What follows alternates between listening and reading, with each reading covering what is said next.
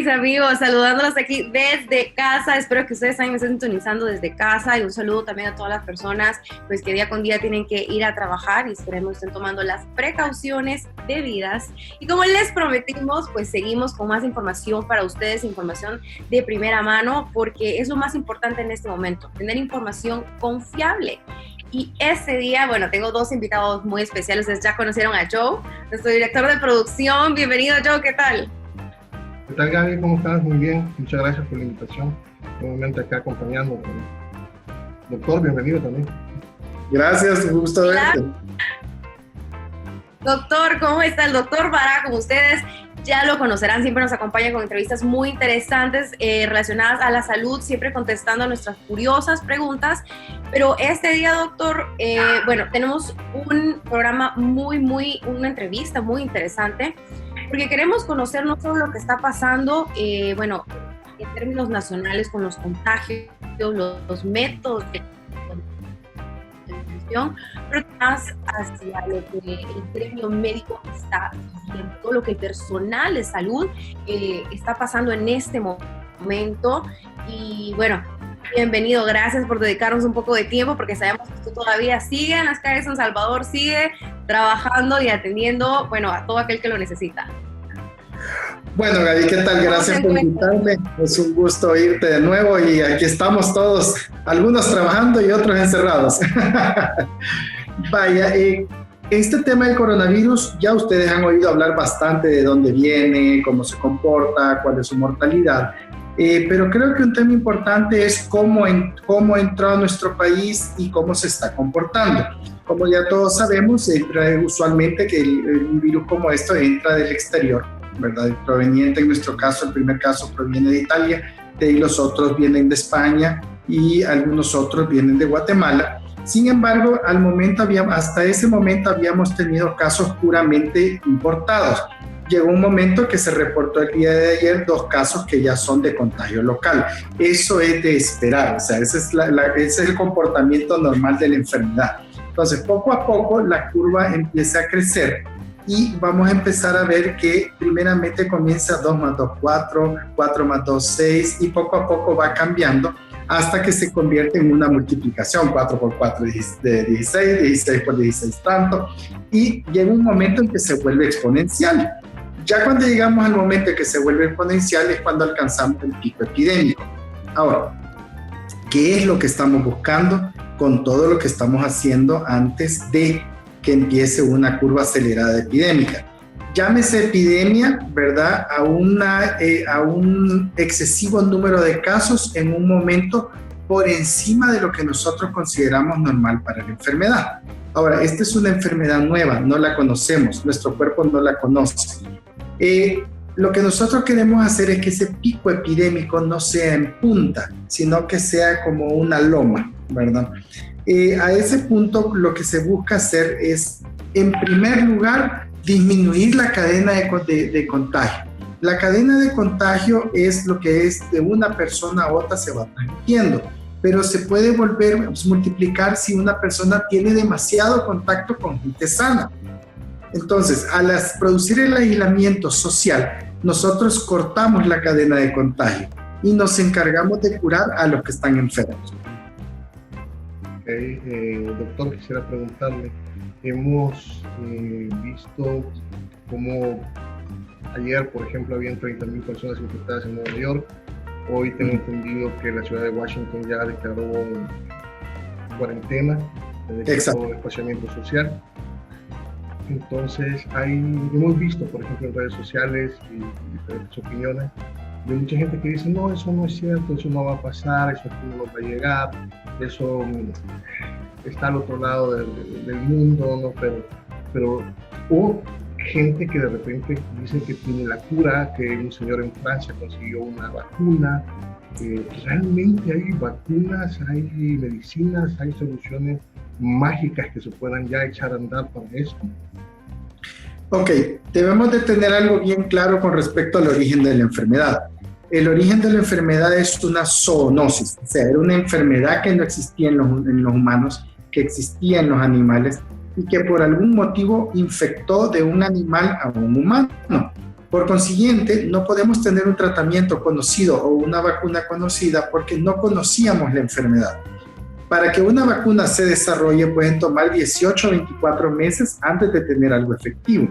Primero lugar, o sea, por eso explica que en este momento las posibilidades de una vacuna son bajas. En este momento. Por otro lado, en cuanto a tratamientos, igual no conocemos la enfermedad. Por eso es que la OMS ahorita, que tiene ese gran laboratorio gigante que se llama el mundo, que tiene enfermos por todos lados, ha lanzado un trial que es de cuatro terapéuticas. Un grupo de antivirales, otro segundo grupo de antivirales, la famosa cloroquina que le han anunciado por todos lados junto con un antiviral, más el interferón 2, el de interferón alfa 2B. Entonces, son los 4 grupos de medicamentos que se están probando, no son tratamientos aceptados. ¿Por qué los estamos probando fuera de estudios científicos aprobados? Porque simplemente la enfermedad no nos da tiempo de hacer un estudio científico como para después decir este es el medicamento autorizado. Tenemos que utilizar estos medicamentos porque no tenemos otra opción.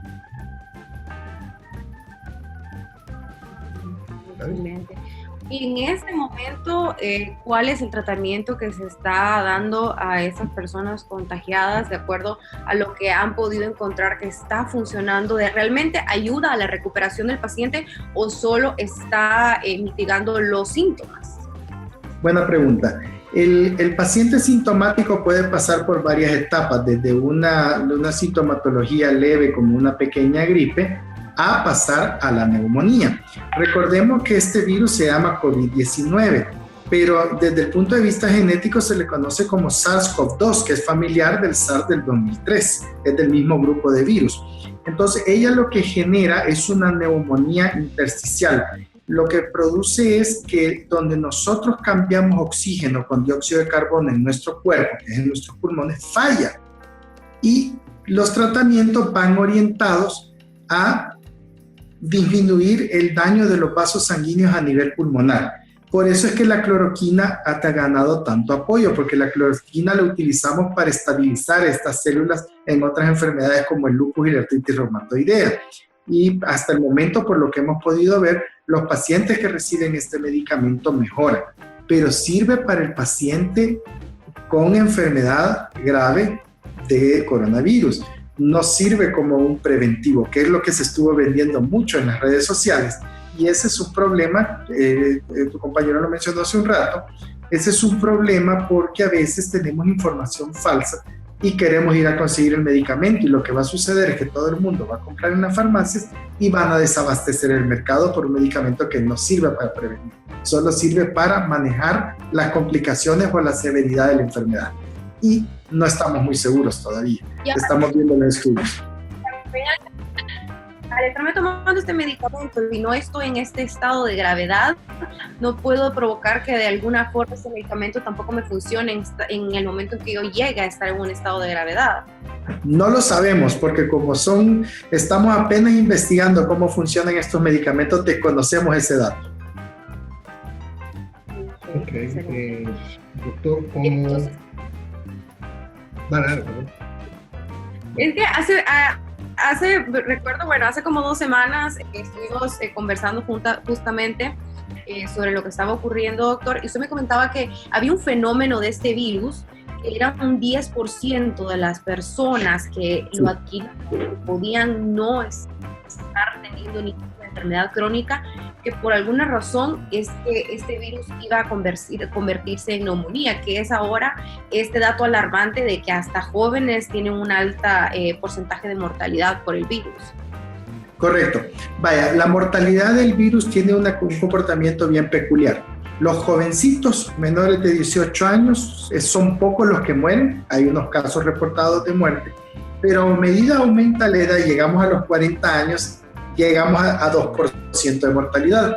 Posteriormente, si usted le va agregando 50, 60, 70, 80 años, va aumentando la mortalidad paulatinamente hasta llegar al 14%. Esos son reportes de la OMS.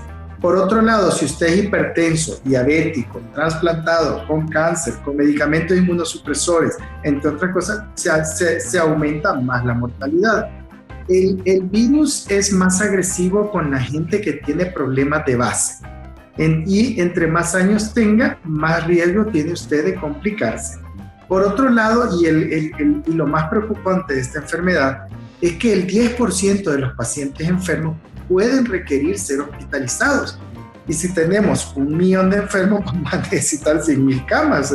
No existe ningún país que pueda afrontar esta situación. Es por eso que ha generado tanta preocupación en el mundo médico de la salud pública y desde el punto de vista económico también. Doctor, una pregunta. En el estado actual que está nuestro sistema de salud, ¿qué es lo que realmente nosotros podemos esperar si no acatamos el distanciamiento social? Si realmente esto se nos llega a salir de control y comienza exponencialmente a crecer la cantidad de infectados, ¿qué es lo que podemos esperar? Ok, pueden haber 2 escenarios. Un escenario sin distanciamiento social y un escenario con distanciamiento social.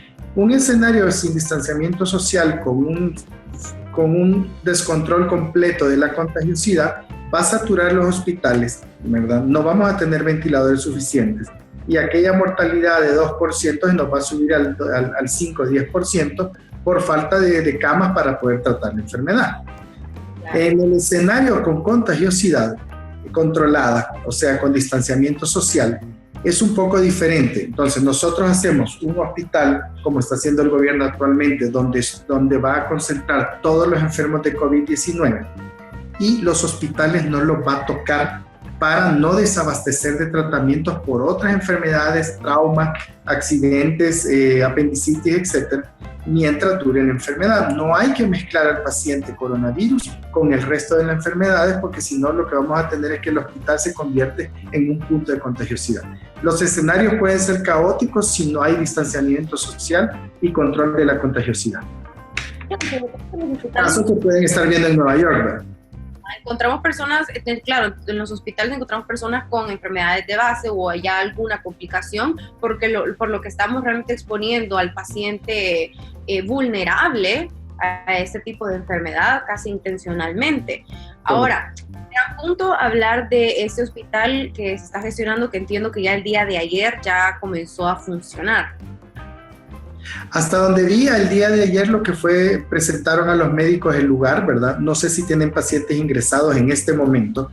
El hospital de referencia por protocolo del Ministerio de Salud es el Hospital Saldaña, que es donde tienen pacientes en cuarentena con y sin estudios COVID, ¿verdad? Sin test positivo o con test negativo, o que no le han hecho el test. Y tienen 13 pacientes que son con estudios positivos, que son los que el presidente de la República y su sistema de gestión de la enfermedad han ido anunciando.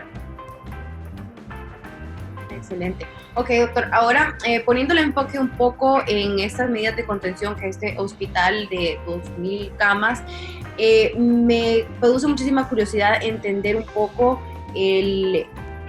los médicos que han puesto al frente de estas instalaciones. Es decir, tenemos 2,000 camas, pero ¿realmente existe la capacidad de personal de salud para poder atender algo tan grande? Es decir, si llegaran a ocupar esas 2,000 camas, realmente existe el personal de salud. Y en este caso, por ejemplo, que se presentó a este personal de salud que va a estar a cargo de estas instalaciones, ¿quiénes son? Por ejemplo, no quiénes son, pero más hablar de ¿son especialistas o ahorita cualquier médico salvadoreño realmente puede estar al pendiente de este llamado?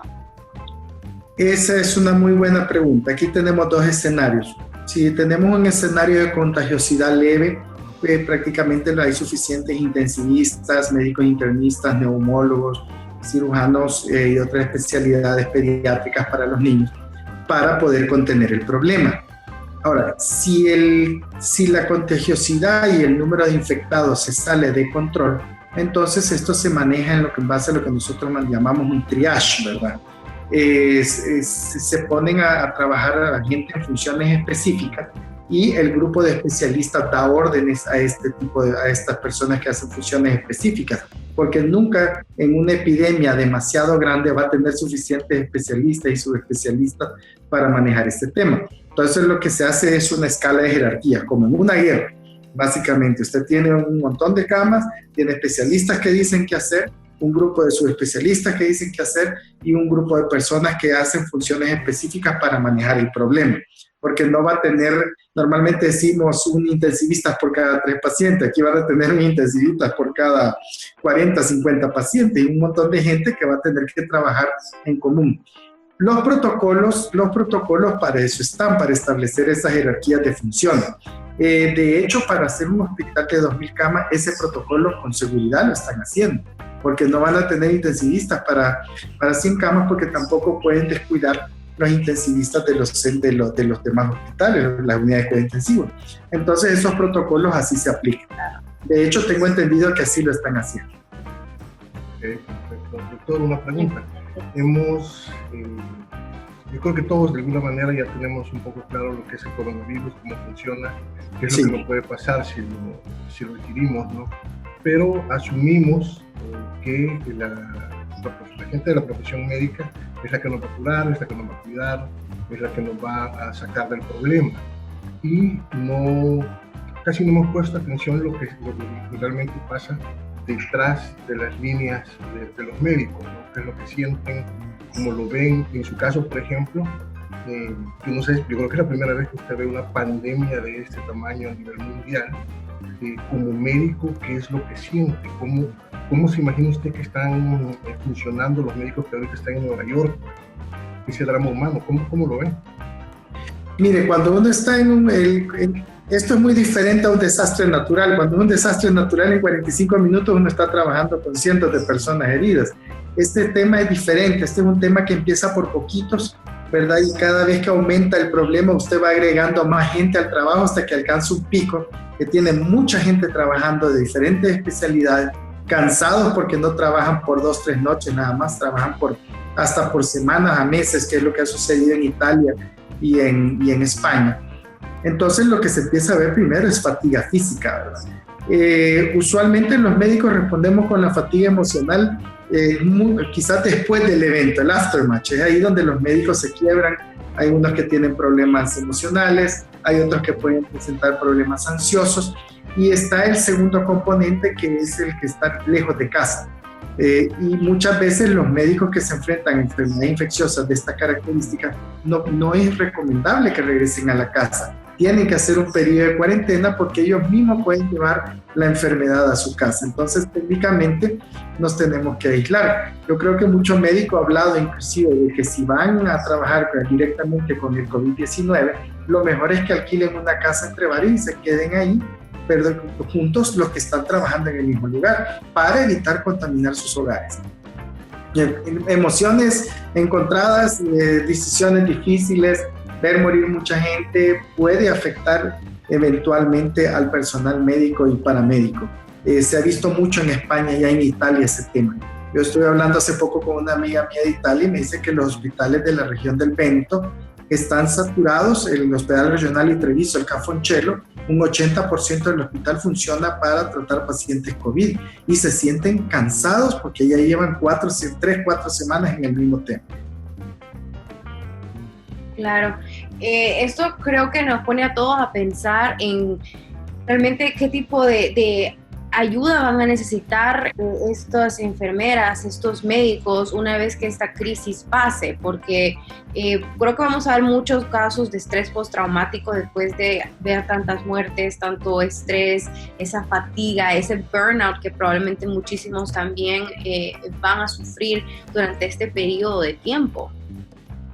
Sí, en estos países de primer mundo como Europa y Estados Unidos tienen programas para atender en esta situación, pero yo creo que ningún programa está listo para abarcar el número de personal médico que van a tener en burnout. Y lo otro es que estas situaciones no acaban de repente, sino que es igual que la curva, va subiendo y comienza a bajar, y después nos tenemos que enfrentar a la realidad de todos los pacientes que no se pudieron atender por otras enfermedades. ¿Verdad? Que van a empezar a agolparse los hospitales cuando haya más personal médico o cuando haya más espacio físico para atender a estos pacientes. Realmente no creo que el trabajo vaya a acabar tan rápido después del COVID, sino que vamos a tener que prestar atención con mucha fuerza a otras enfermedades.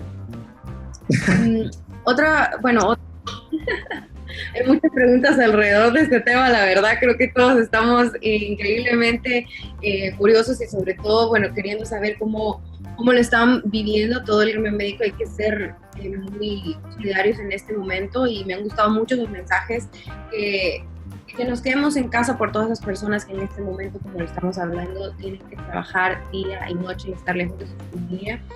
Ahora, ¿cómo se maneja la situación de cuando un médico o un personal de salud como una enfermera caen con COVID-19? ¿Esta persona pasa a ser paciente inmediatamente o por el hecho de que no se puede perder personal de salud, también esas personas, aún con el virus, tienen que seguir al frente? No, una vez usted tiene un personal paramédico o médico contaminado, usted lo tiene que aislar inmediatamente del grupo. Tiene que ponerle en la observación y en la terapia adecuada, igual que los demás pacientes, porque no puede estar atendiendo pacientes estando enfermos, sobre todo si empieza a complicarse. Además, puede contaminar al resto del personal. Yo vi estadísticas en España que andaban entre un 15 y un 20% del personal que se había contaminado. Entonces, prácticamente los tuvieron que aislar, ¿verdad?, hasta esperar que curen. Entonces, un médico o una enfermera contaminada puede quedar inhabilitada por 30 días para volver a trabajar, en lo que se recupera, si es que no tiene ningún problema. Por eso, si ustedes se fijan en las curvas, el tiempo de recuperación de esta enfermedad es bien largo. Llevamos 300,000 contaminados, con casi 400,000, y solo tenemos como 100,000 recuperados en todo el mundo. Entonces, perdemos a un personal médico por 30 días. Es ahí donde el entrenamiento del personal médico es importante, y los sistemas de bioseguridad, ponerse bien la mascarilla, ponerse bien el traje, ponerse bien los guantes, pero sobre todo, ¿quién le va a quitar la ropa? Porque es ahí donde se contaminan, cuando se quitan la ropa, los guantes y las mascarillas. Es al final del trabajo el problema.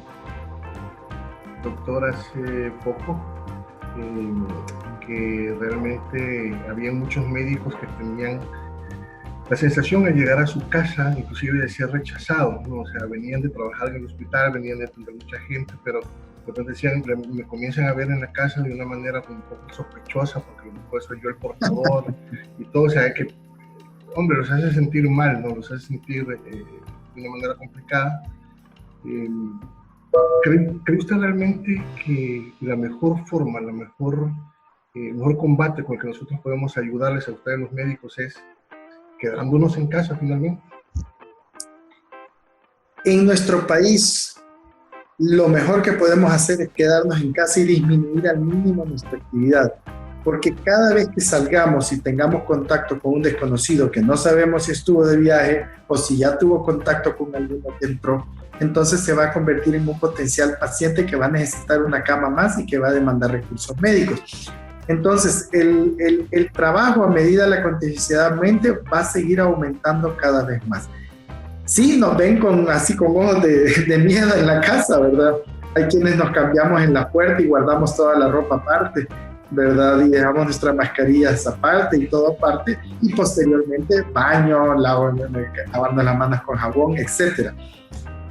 Yo creo que los que deben de estar presentando ya esa situación son los médicos que trabajan en el Hospital Saldaña, porque ellos sí ya están trabajando con pacientes COVID que han sido filtrados dentro del sistema de contención, que gracias a Dios han podido ser filtrados en la contención.